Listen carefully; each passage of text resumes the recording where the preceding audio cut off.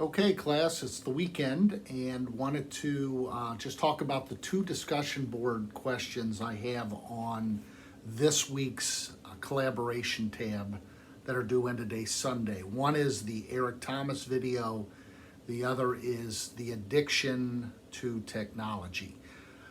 Eric Thomas makes a point that we sometimes, a lot of times give up way too early. When it comes to studying, it comes to homework.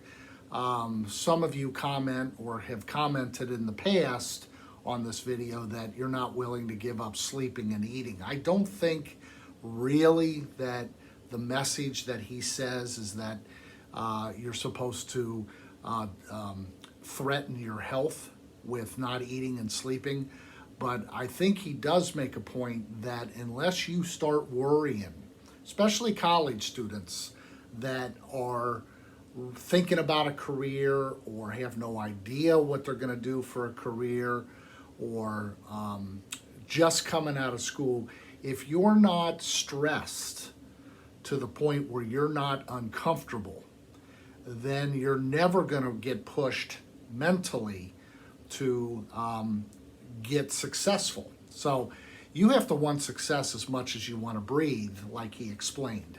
And he uses that reference point that we give up way too early. Are you really studying 3-4 hours a day? That's a minimum requirement.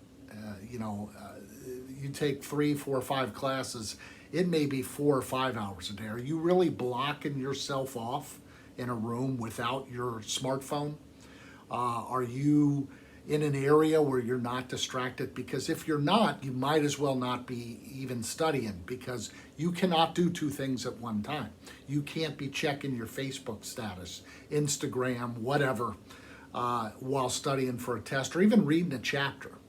So, it's what you do right now that's going to make or break you in terms of an easier life, in terms of an easier path to a successful career. And that's what we all want. But some of us want it a lot more than others. And the ones that want it a lot more than others are stressed about it. And that's what it takes. So watch the video, be open-minded about it. Don't take it that he says don't eat for 3 days, don't sleep. But taking naps in the afternoon might not be a really good idea for a college student. Thinking about all the parties downtown versus a test coming up and learning the skills to be successful, I think that's what he's talking about. So just want to bring that to your attention. The other video, Simon Sinek on addiction to technology or addiction, this is very dangerous.